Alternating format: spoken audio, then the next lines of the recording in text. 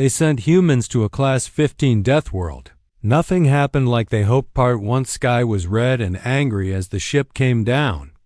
Lightning cracked across the clouds like broken glass. Below, the land rolled in jagged black hills and deep green swamps. No trees, no birds. Just wind that howled like it was mad. Inside the drop pod, 20 humans sat in silence. Most were volunteers. Some had been picked because they knew things like how to fix machines or grow plants. Others were just lucky, or maybe not. Jason shifted in his seat. He used to be a firefighter back on Earth. He had seen smoke and fire, but never anything like this. Beside him, Layla stared out the small window. She was a botanist. She said there might be life down there, even if it looked dead. Dane, the marine biologist, didn't say much. He watched the instruments, calm and quiet. Maria sat near the front, her hands folded.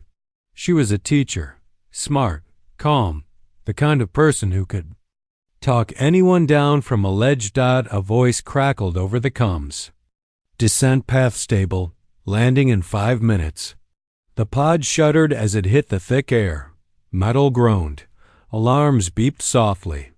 Then, with a hard jolt, they landed. Dust and steam flew up around them. Silence followed. Then the door opened. Heat hit them first. Then the smell, sharp, sour, like acid and rot. The ground was cracked and steaming. Rocks pulsed with faint light. Something moved far off in the distance. Stay close, Jason said. Stepping out first, they took slow steps onto the alien soil. Their suits protected them, but not forever. The Union team watched from orbit. Tall aliens with smooth skin and long limbs. They had sent many species to this world before. None had lasted more than a week. This is Union Observer Thalvex. The voice came through a speaker on the pod. You have 72 hours to establish base camp. Survival is not expected. Good luck. Lila crouched and touched the ground. This rock, it's warm, alive almost. Maria looked at the sky. We don't have time to wait. We need shelter, water. Now, Dane pulled out a scanner. There's a stream nearby. Not sure what's in it, but it's water. Jason nodded. Then let's move. As they walked, the wind grew louder. Behind them, the pod stood alone. Ahead, the world waited. Red sky, black ground.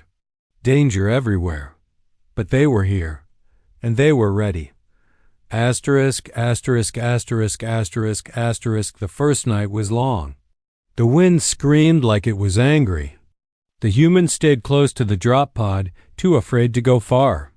They took turns sleeping while others kept watch. Jason stayed up most of the night, checking their gear and looking into the dark. In the morning, they got to work. Jason led the group. He wasn't a leader before, but now people listened when he spoke. We need shelter, he said. This planet doesn't care about us. We have to care about each other. They used parts from the pod and rocks from the ground. Some of the rocks were tough, but others broke easy. Dane found a way to mix dust and water to make a kind of glue. They built walls low to the ground, so the wind couldn't knock them down. Lila walked around with a small bag. She looked at plants that didn't look like plants. Some had skin like stone, others pulsed with color. She took notes and tried not to touch too much. If we can find food, she said, we might last longer than they think. Maria climbed a small hill to see what was out there. The land rolled on and on. Black rock, green pools, smoke rising from cracks in the ground. Nothing moved, but she felt like something was watching. Meanwhile, Dane dug near the stream. The water was thick and smelled bad, but he found cleaner spots underground. He made a simple filter from cloth and sand.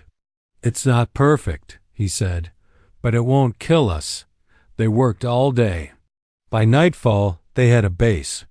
Not much, just a few shelters and a fire made from strange wood Lila found. The fire burned blue and made no smoke. They sat around it, tired and sore. Do you think they're watching? Maria asked. They said they would, Jason said. But they don't expect us to live. Then we'll show them, Dane said. Didn't know it yet, but far above, the Union team was watching. They had seen many groups come and fail. This one was different. They weren't just trying to survive. They were building something new, and they weren't done yet. Asterisk, asterisk, asterisk, the third day began with sound. A deep hum came from the ground, like something waking up far below. Everyone stopped what they were doing. Jason looked at Maria. She was listening too, eyes wide. That's new, Dane said. Holding his scanner, they didn't have to wait long to find out why. From the edge of their camp, something moved. Small at first, dots on the horizon. Then shapes. Tall, thin, and fast. They came toward the humans with long steps, like spiders walking on two legs. Lila backed up. Don't run, she whispered. Don't move fast. The beings stopped about 20 meters away.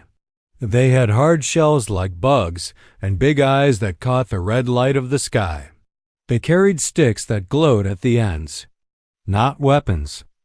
Maybe but tools or something else. Maria stepped forward slowly. Jason wanted to stop her, but he knew better. She was good with people. Even if these weren't people. She raised one hand, palm out, a greeting. The aliens did not copy her. Instead, one of them tapped its chest twice and made a clicking sound. Maria thought fast. She tapped her own chest once, paused, then again. A heartbeat. Life. The alien tilted its head. Then it tapped its chest once too. A quiet breath went through the group. Maybe this wasn't a fight. Not yet. Over the next few hours, the humans watched and waited. The aliens watched back. They didn't speak in any way the humans knew, but they used lights and sounds. Lila noticed patterns. Blinking in groups. Short flashes, long pauses. They're talking, she said. We just don't know how to. Listen, Maria tried again. She took a piece of glowing rock and drew a circle in the dirt, a symbol for something whole. Something shared. One of the aliens stepped forward. It took a stick and drew a line through the circle, then another line, and another dot. It wasn't a circle anymore. It was a web. They stayed like that for a while, drawing, pointing, learning. Far above, the Union team watched. They had seen many things on Zarthol, but never this. Never peace. Especially not with the Valkyrie. No other species had spoken to them before. But now. The humans had taken the first step, and they were still standing. The humans and the Valkyrie stayed near each other for days. Slow steps. Quiet talks without words. Maria led most of the contact. She watched how they moved, how they lit up their skin in patterns. Lila took notes. Dane helped find clean water that both sides could use. They learned the Valkyrie had no names, like humans did. Instead, they used sounds and colors to tell each other apart. One who blinked fast became Flash. Another who made a low hum was called Hum. Life on Zarthol was hard for them too. The planet changed often. Ground cracked open. Storms came without warning. But the worst danger came from below. One night, while on watch, Jason saw something rise from the earth. It was big, long, covered in thick black plates. It moved fast through the dirt and struck at a Valkyrie camp not far from theirs. Screams followed. Then silence. In the morning, Flash came alone. His lights were dim. He pointed to the broken ground, then to the sky. He wanted help. Maria looked at Jason. He nodded. If we don't help, she said, we lose what little trust we have. They gathered tools. Old explosives from the drop pod, wires, metal. Dane mixed chemicals. Lila found strong vines to tie things together. They made traps, not just holes in the ground, real traps, ones that would hurt, maybe even kill. With Flash leading, they went to where the beast had come out. The hole was wide, deep, smelled like death. They set the traps around it. Waited. Night fell again. Then, from the dark, it came. It rose from the ground like a wave of muscle and teeth, more than 4 meters tall, eyes like fire. It roared in a way that shook the air. The first trap exploded when it stepped too close. It screamed, stumbled. Another trap hit its side. It turned toward the humans. Jason fired a flare into the sky. Bright light filled the field.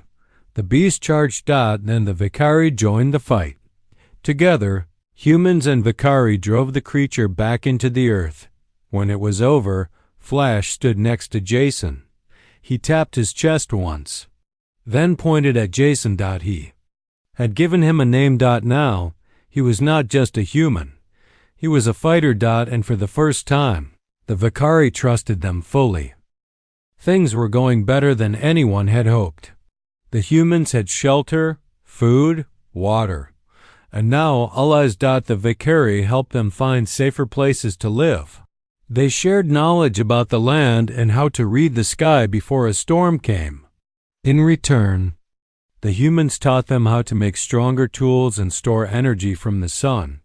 Life on Zarthol was still hard, but it was possible. Then one night, something changed. A loud boom echoed across the hills. Far off, near the edge of their camp, fire lit up the dark. Jason ran outside with Dane right behind him. Maria was already awake, looking through a pair of old binoculars. "That was our supply drop," she said, voice tight. It never landed. They had been told to expect another shipment of tools and extra food. It was supposed to come down that night. But now, there was only smoke and silence. Lila arrived, holding her notebook close. "You think it was the planet?" she asked. Dane shook his head. "No way. That was too clean. Too fast." The next day, they went to see what was left. The drop pod was gone, torn apart. Pieces of metal were twisted like they had been hit by something strong. But there were marks on the ground. Lines cut deep into the dirt. Not animal tracks. Something else. They followed the trail for hours. Flash and a few other Vicari joined them, silent and watchful. After a time, they found something strange, bits of a material none of them recognized. It wasn't from Earth, or XAR single quotes Thul. Maria picked up a piece. It felt cold, wrong. "This isn't natural," she said. "Someone did this." Jason looked at her. "Who?" She didn't answer right away. Then she said, "Someone who doesn't want us to survive." Later that night, they talked in low voices around the fire. If someone had destroyed the drop, it meant they were being watched. Maybe even tested in ways they hadn't guessed. And if someone wanted them gone, it meant one thing. They were doing something right. So they made a choice. They would find out who was behind it, and they wouldn't stop until they knew the truth, even if it meant going deeper into the wild lands of XAR single quotes Thul. Even if it meant facing something worse than the planet itself.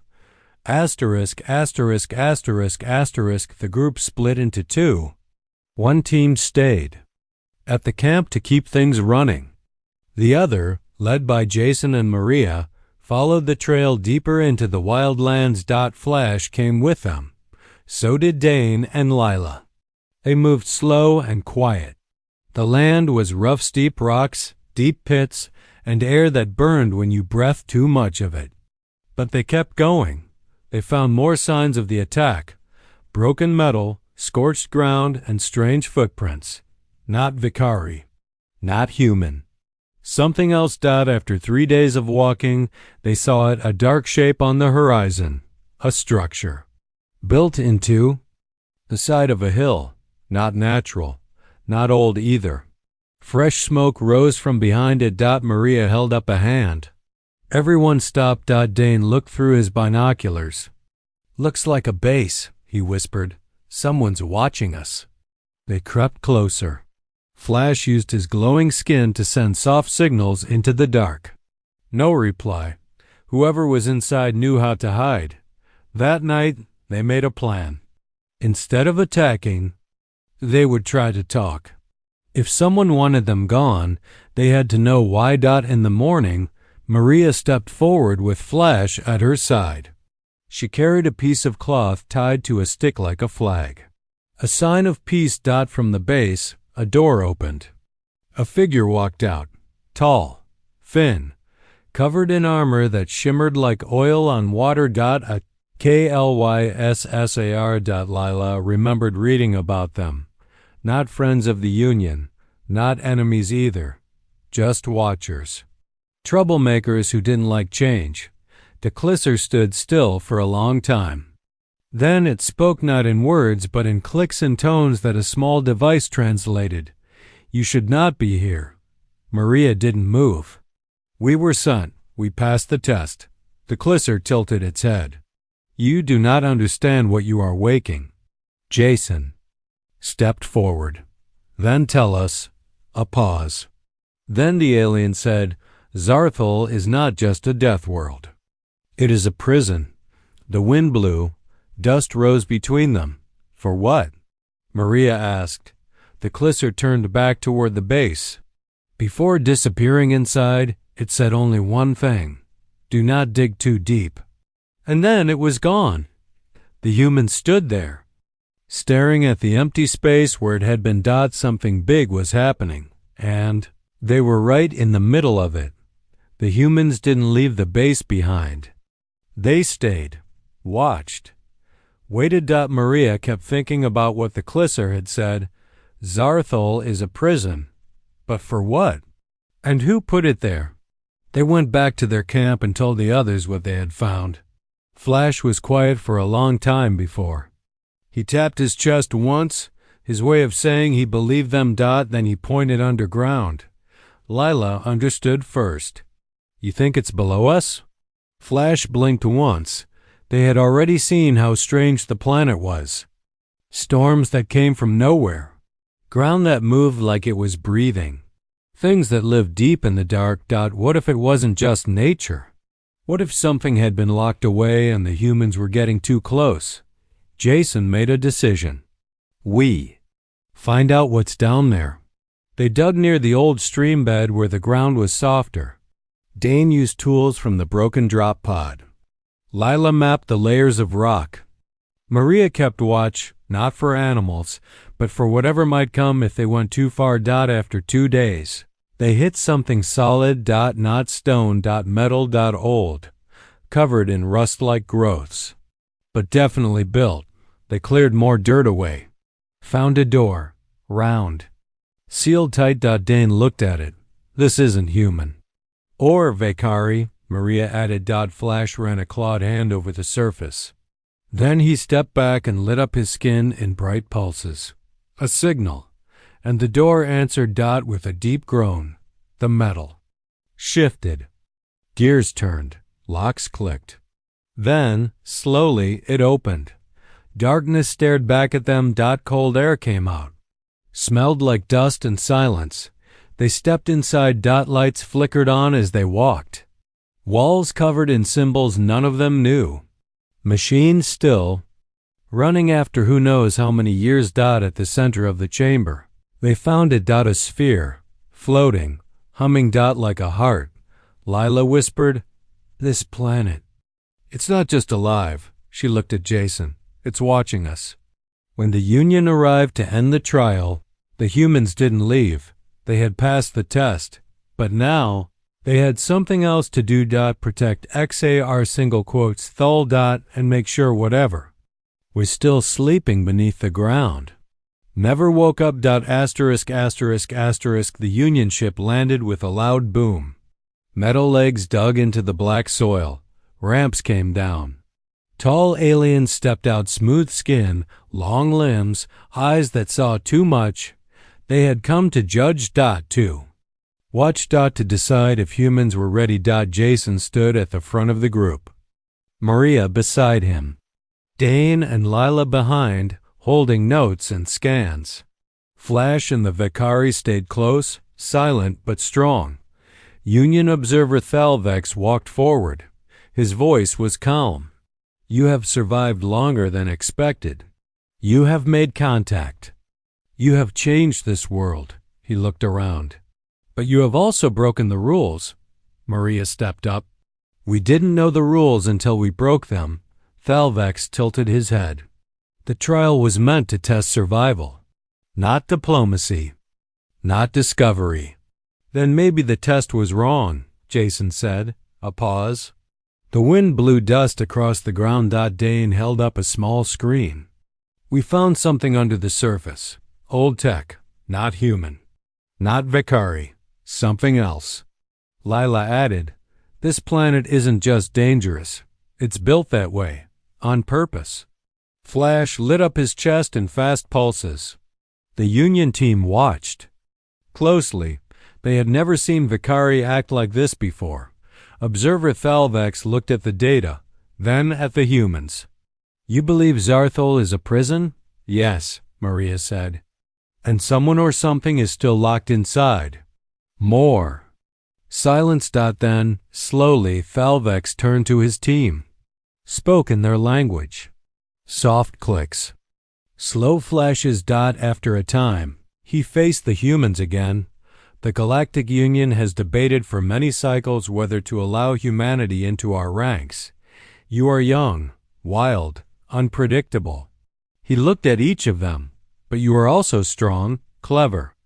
And you do not give up. He took a step back. For the first time in Union history, a species has passed the trial in ways we did not expect. He raised one hand. Humanity. You are granted provisional membership. A hush fell over the group. Not full members yet, but close enough. And with it came a choice. You may return to your world, Thalvex said, or you may stay. Jason looked at Maria. She smiled. Flash tapped his chest once. So did Jason. They had a new home now, and they weren't leaving. Life changed fast after the Union left. The humans were no longer just test subjects. They were members, well, almost.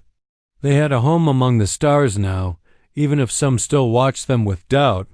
But they stayed on Zarthol. They had work to do. Flash and the Vicari helped them build stronger shelters, not just for humans, but for both species. They used old tech from the buried site to make better tools, better lights, better ways to clean the water. Dane worked on making food safe to eat. He found more fungi that could grow in the dark. Lila learned how to plant them in rows inside deep caves where the air was calm. Maria spent time with Flash and the other Vicari, learning their full language. She started teaching it to others.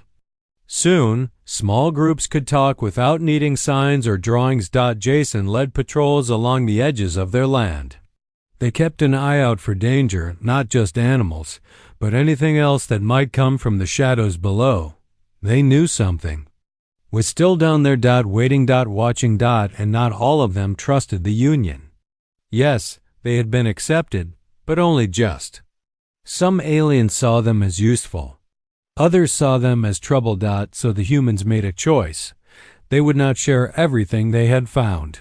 Not the prison world truth. Not the hum under the ground. Not the heart that still beat beneath the stone. Because they understood something the Union did not. This planet had chosen them, not the other way around. One night, Maria stood near the edge of the camp. She looked at the red sky and breathed in the hot air. You think we made the right call? Jason asked, standing beside her. She nodded. We're not just surviving here. We're building something new. He looked toward the hills where the Vicari lived. We're not going back, are we? No, she said. We're moving forward. Far below. The ground pulsed once, like a heartbeat. Like agreement. They didn't know what the future held. But they knew one thing. They were home. And they were ready. Asterisk, asterisk, asterisk, a new ship came down from the sky. Not Union. Not human. It landed far from the camp near the broken drop pod site. Smoke rose as metal cooled. Jason saw it first. He was on watch when the signal came through on their old comms. Weak, broken. This is Captain Ellis of the I.S.S. Liberty, requesting contact. Maria read the message twice. That's us, right? Earth? Jason nodded. Sounds like it. They hadn't heard from Earth since they arrived. Now, a ship had come. Not just any ship. There's Flash lit up his chest in quick pulses. Worry. Curiosity. Maria looked at Jason. We should go. They took a small team. Dane, Lila, and 2 Vicari scouts. They moved fast across the black rock, keeping low where they could. The wind was strong, but not loud enough to hide the sound of voices coming from the landing site. When they arrived, they found a group of soldiers stepping out of the ship. Helmets, armor, guns. One of them stepped forward. Older than the rest. Face lined with years of hard choices. He saw Jason and smiled. You made it, he said. Jason didn't smile back. Why are you here? Captain Ellis looked around. Earth wants to know what happened. We've been watching, listening. Union told us you passed their test. He paused. They're letting you stay. Maria crossed her arms. And you? He sighed. Some people back home think this planet is too dangerous. They want you to come back, leave this place alone. Layla shook her head. You don't understand. This world, it's not just a test. It's alive, and it's watching us. Dane added, we're not just surviving, we're learning, building something real. Ellis looked at Flash. The Vicari leader stared back, calm but ready. After a long silence, Ellis said, so what's your answer? Jason looked at Maria. She looked at the land, the red sky, the glowing rocks. Then he said, we're staying. Ellis didn't argue. He only nodded. Then we'll leave you supplies, tools, extra power cells. He turned to his team. Set it up and leave the comms open. As the soldiers worked, Ellis whispered to Jason, just remember, if things go wrong down here. He looked at the ground like something might hear him. Don't say we didn't warn you.